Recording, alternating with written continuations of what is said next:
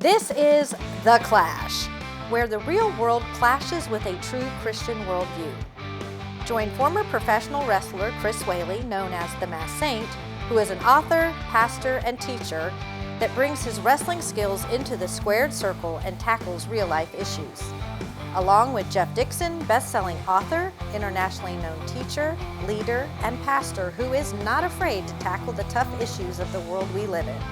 Together they form a tag team of wisdom in The Clash.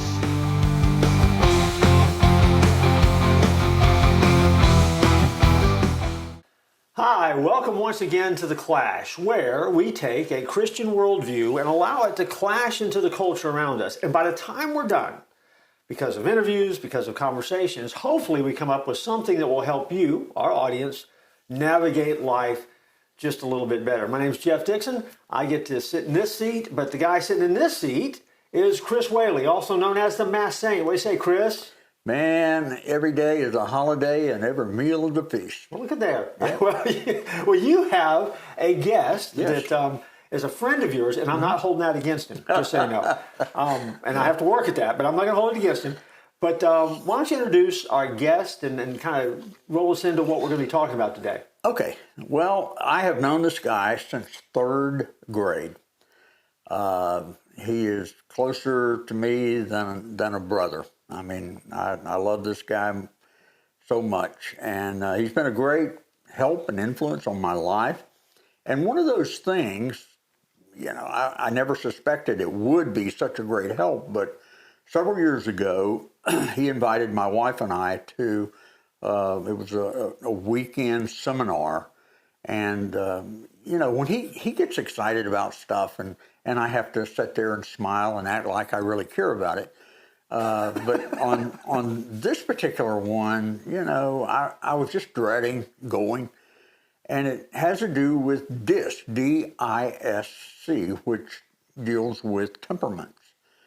And my wife and I went, and it was the most awesome weekend I think I've ever spent in an environment like that, because I learned so much and I saw how valuable this information would have been to me whenever I first became a pastor. Mm-hmm.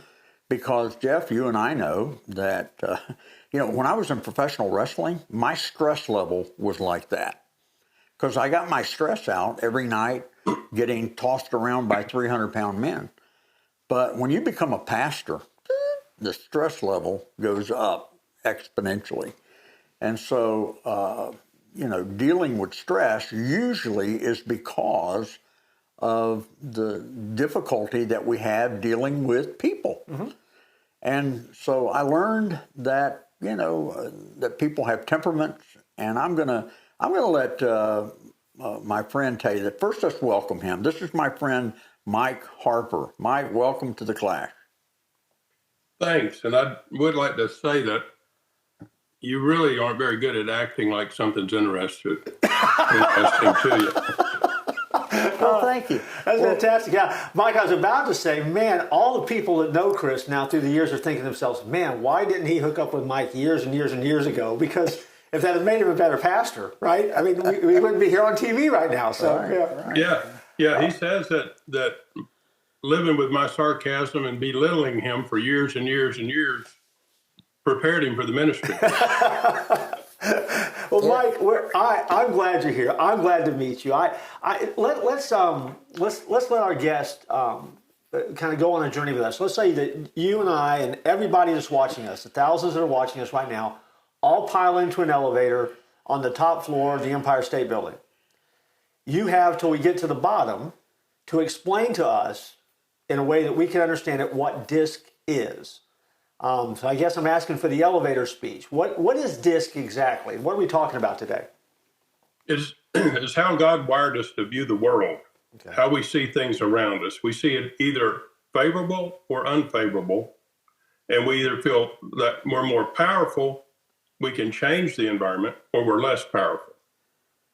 And so we're a blend of those four, and we move around, but predominantly there's typically two of those areas that gives us energy, and the other two drains our energy. So we do not like to go into the other two. We love being in the ones that make us feel good. Okay. What are those 4 temperaments, Mike? Well, it's called DiSC, D-I-S-C, and those just stand for some letters. Like for the D, it's dominant, demanding, directing. For the I, it's interacting, inspirational, influential. For the S, it's sweet, shy, supportive. And for the C, it's competent, calculating, and compliant. So those are just a few adjectives that kind of give you an idea of what it looks like. Are there, when you said a minute ago that they're usually we function in 2 areas, I mean, are there like 2 apparent areas, I mean, we kind of all default to? Like if I'm a D, what else would I be? You typically it's either, and remind me to say typically through this, sure, because I am a D and I tend to just say it is, but it isn't always is. Well, typically the one that's to the left or right of it, if you looked at it like a compass, north being D, I on the east, S on the south, and C on the west. Typically, we move over to that second temperament when we can't get our first temperament met. Okay. Trying to get the first temperament met. And let me throw this in there. The D, their emotional need is they want results. Okay, that makes sense. And the I wants approval. Okay. And the S wants serenity. And the C wants predictability. Okay. So, you know, we move around in those, but predominantly, you know, if I'm an I and I'm wanting approval, that's the salesman. He's the one that's the influencer. He's going to talk you into liking it. Okay. Even if you don't, he will talk you into it. Well, on the other side, the C, the one that wants predictability, they don't care if you like them or not. Okay. Now, and so when you're an S, are you and they say, I like the compass idea. So the S then becomes the, is that the peacemaker of the group? Is that a peacemaker? It is. By individual? It is. Okay. That's the well, peacekeeper typically. Peacekeeper. As we mature, we become a peacemaker. But Okay. because they want to avoid conflict for serenity purposes, they say what, you know, they may on the inside be saying no, but on the outside they're saying yes. Okay. Mm-hmm. You know, I don't mean to interrupt you, Mike, but when we did that weekend, Jeff, my wife said after it was over, she said, for the first time in my life, I don't feel broken. Now, we've been married, this coming May will be 50 years. And I would say since we took that class, things have gotten a lot better because we understand each other a lot better. S's, I know this because my wife is a S. I mean, she is a big S. And they don't like conflict. And that's kind of my middle name is Conflict, you know. So can you imagine what those first several years of marriage were like for her? But, you know, they like, as Mike said, they like serenity and they don't like conflict. They're very empathetic. And this, all the bells and whistles were going off as I took this because, you know, as a pastor, and if you have deacons in your church, it would be a great thing to have those guys take the temperament study to see what their temperament is. Because the big problem as a pastor, you know, in the past, when I had deacons, you're looking for leaders. And that's not what a deacon is. A deacon is what, Jeff? Servant, yeah. They're a servant. Right, yeah. They're supposed to be serving the church. And that's one of the problems when we have so much conflict in the church is because we've got people that are serving in areas that their temperament is not conducive for that service project, and especially when it comes to deacons, because if you've got a D as a deacon, you know, he's results oriented, he's wanting to get it all done and everything, and of course you've got an S in there, which you should have an S for a deacon so that, you know, they're empathetic and they can serve. It's just going to be clashing constantly. So I'm very thankful that I learned that my wife was an S because it's helped me to understand her. Now, I tend to be more C, would you say, Michael? Yeah. Yes, sir. Yep. Can we move? Let's move around. Let's move around the disc a little bit and give us a little bit deeper dive as to what one is. Let's start with the S though, because I mean the takeaway from your encounter with your wife was, she said, first time I don't feel broken. Is it common for folks to feel broken if they're an S as they relate to everybody else? Let me break it down to a different level too. Okay. The I and the S are relationally oriented. Okay. When we're in those modes, that's our relational mode. Okay. The D and the C are task oriented. So typically the task oriented people run the world. So they say what's right and they say what's wrong. Okay. They may call the relational people lazy. In reality, the task oriented people are relationally lazy. Yeah. Mm-hmm. But we don't think of it as that way because they accomplish so much and they get things done and that makes sense? Yeah, no, it makes a lot of sense. Yeah. Well, how about telling us just real quickly, and we can do the biblical side on the other side of the break, but people today know some famous people. So give me a famous D, a famous I, a famous S, and a famous C. Well, so we know that we have a dominant president now. Yeah. Yes. He's directing everybody. Yeah. So the I is, there are a lot of the entertainers, the comedians, the I's love having fun. Excuse me.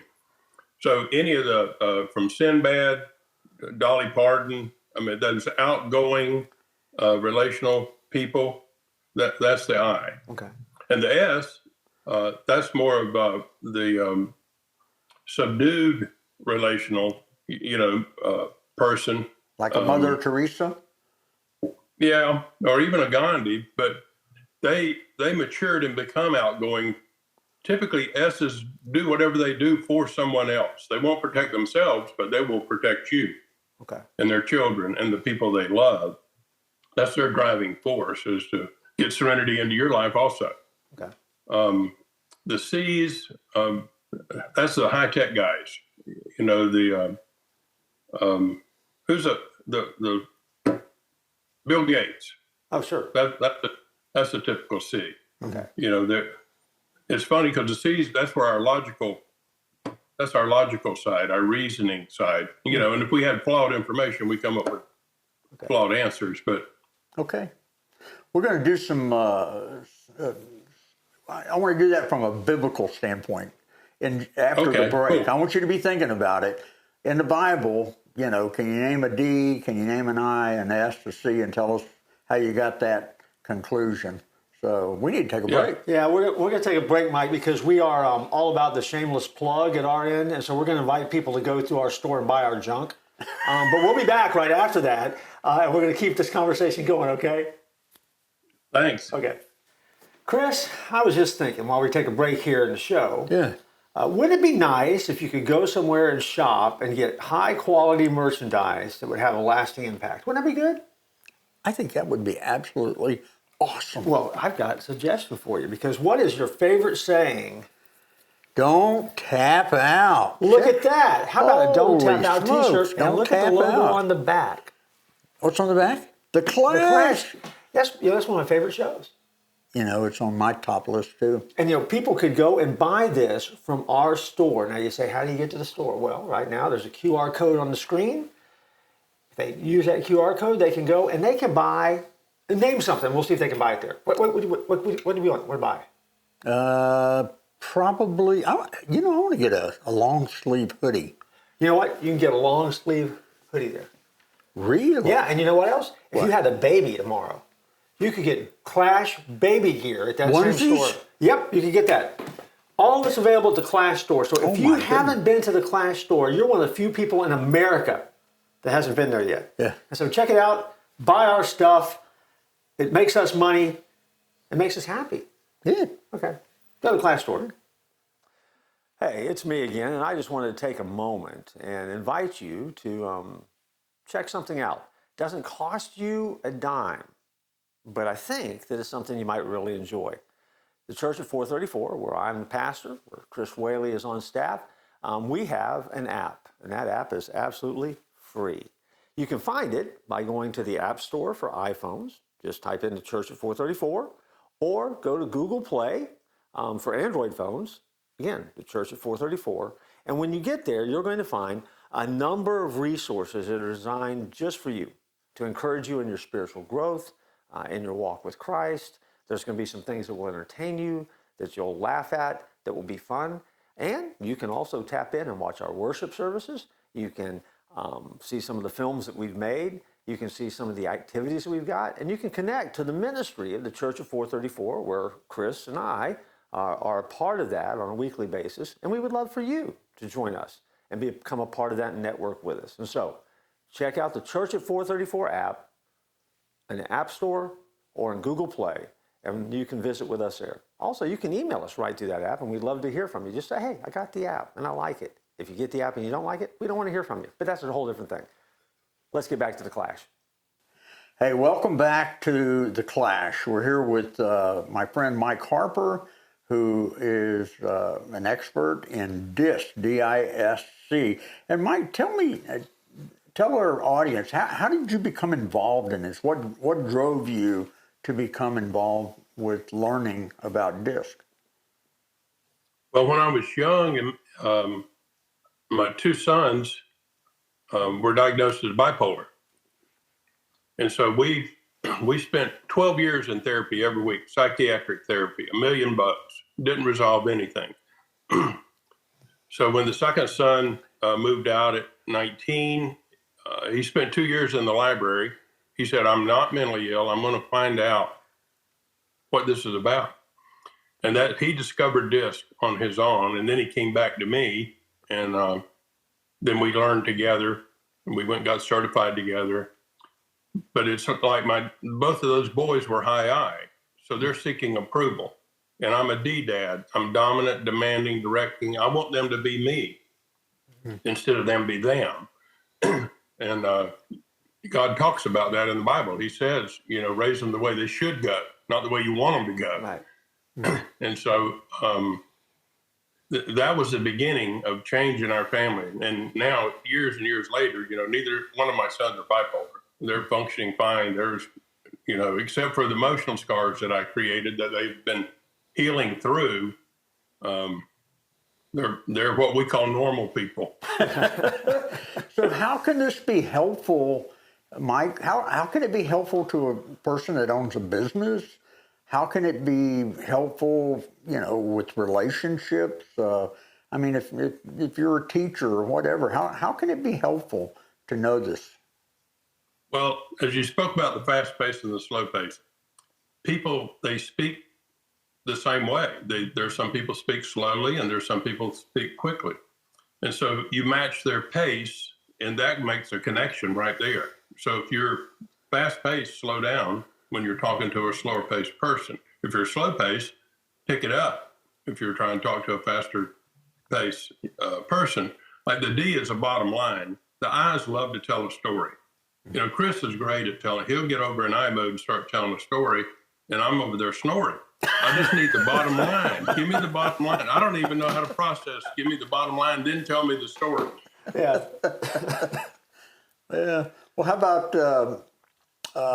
about with a business? If somebody's got a business, would you recommend, when they're hiring an employee, would you recommend that they also give them the DiSC temperament study? Yeah, oh, absolutely. We had a family business that we were just hired to fill the position. Whatever came available, because the position was open, we put them in that position. And after taking this, we realized part of the jobs were talking to the customers, and part of the jobs was doing repairs and mechanical stuff. And so once we started putting the task-oriented people in the tasking position and the relational people in the people position, so much conflict went away. Customers became happier. Employees were much happier. Going back to that, what gives you energy and what drains your energy. So if you're relational and you are put into task all the time with no one to talk to around you, it just absolutely drains your energy. Mm-hmm. Okay. Yeah. An example. Well, let's take the DiSC and let's put it in the Bible for half a second. Off the top of your head, what characters or heroes of the faith land in which category? Well, doing it like the compass, starting with the D, Paul was a D. Sure. He was dominant, he was directing, he was demanding. When you jump over to the I, that's Peter. Talking about it's the same as doing it to him. It took him several tries, but it's just like walking out on the water. He probably stepped out because this is going to be fun if I can get out here and pull this off. And then he got to thinking about it after he got out there, and it's like, oh, this ain't gonna work. John, he was the S. Okay. And it was kind of neat of all the, he was the only one that wasn't killed. I guess he was so likable, and they put him on the island, and he got to continue writing. Sure. And a couple of C's, Thomas was a C, he's like, yeah, I don't believe you, prove it to Jesus, about the crucifixion. And Moses was a C, and that really comes down to, we have strengths and we have struggles in any one of those. And there's no right or wrong temperament. Sure. God put it there, and we're not going to change it. Right. But one way, if we use it as a strength, like for me, I can dominate tasks, but I switched it over and misused it to dominate my sons. Now there's going to be trouble. Right. Okay. Now I've moved over into immaturity because I was not mature at the time. Yeah. So once we become mature, all these different traits that I call struggles, like avoiding conflict if you're an S, dominating people if you're a D, then it becomes, life becomes so much better. Sure. So we're talking about this. So let's say, one of our viewers is thinking to themselves, well, I don't even know what to do then. How do we find out what we are? Where do we go? What do we do? What are those steps? What's it look like? Well, one of the places that I got certified is called personalityinsights.com. And you can go on their website, and for around $15, you can take an assessment, and they'll give you a report. Okay. That will help you understand a lot of it. Okay. Mm-hmm. And is the idea? I mean, help me for my ignorance here. So if once I know what I am, then does that kind of give me the ability to look at you or Chris or Mark behind our camera over there and kind of get a ballpark of, oh, they must be this, so this is how I need to meet them, even though they haven't taken the DiSC assessment? Is that how it works? Yeah, you'll get to, like Chris said, the traits, fast-paced or slower-paced. Mm-hmm. You'll get where you notice that in a person, okay. Which one they are, and that helps you with half of it. And then are they task-oriented or people-oriented, okay. Relationally oriented? That helps you with the second half of it, and that puts you in the ballpark right there. Sure, sure. Yeah. So in essence, this is a relationship strengthener, right? That helps you become that best version of what God has created you to be at home or at work or church or whatever environment we're in, right? It is. I think, when God created Adam, I think he was looking back at having Lucifer, which I assume he created because he was in heaven. Sure. And because he gave him all this full power, he becomes so prideful. So I think this is my story. I can't back it up with scripture, but this is my story. We do that all the time here. I think when he created Adam, he's sitting there looking at him and he's going like, wait a minute. So then he put him to sleep and he took out half of him mm-hmm. and created the woman. And he said, now here's your opposites. You're emotionally opposite, you're mechanically opposite, you're mentally opposite. And I'm going to give you some instructions, and I want you to become one again. And because he knew if you didn't follow the instructions, you couldn't take over. Yeah. And if you did follow the instructions, you wouldn't want to take over. Yeah. So we are pre-wired to seek our opposite temperament for marriage. Okay. It's amazing how it's just, it blows my mind. We don't even know we're doing it. Sure. But we find our opposite temperament and marry them. Now, eventually, because we're attracted to them, eventually we start to attack because they're not like us, and we end up getting divorced. And then we marry someone else that's closer to our temperament. So, and that's so God can see what it's like to live with you. Well, and my favorite part of the Adam and Eve story is after they get kicked out of the garden, you know, Cain and Abel are looking at the garden from a distance, and they look at Adam and say, "Dad, man, I sure would like to live somewhere like that." And Dad looks back and said, "Well, son, you could have until your mother ate us out of house and home." I mean, it's just kind of one of those, one of those $1 million, you can't live here anymore. Well, go ahead. I mean, I've been asking all the questions. You know, I'm just always amazed. Periodically, Mike and I will go to lunch. Matter of fact, as we're filming this, tomorrow is his birthday. So hopefully next week sometime I'll be able to take him out for his birthday. But I'm always amazed whenever we do that. You know, I'm not in that thinking mode like Mike is, you know, always in that thinking mode. But we'll be sitting there and he'll say, this little server, she's an S, and that's why we're not being served as quickly as you would like. He would say that, you know, somebody like that. And or, you know, if you get a server who is a C, man, they're the I dotters and the T crossers. And boy, I mean, your glass is empty and they're there pouring it and all. So I'm just, no matter what we do, where we go, we usually end up talking about DiSC and the people around us.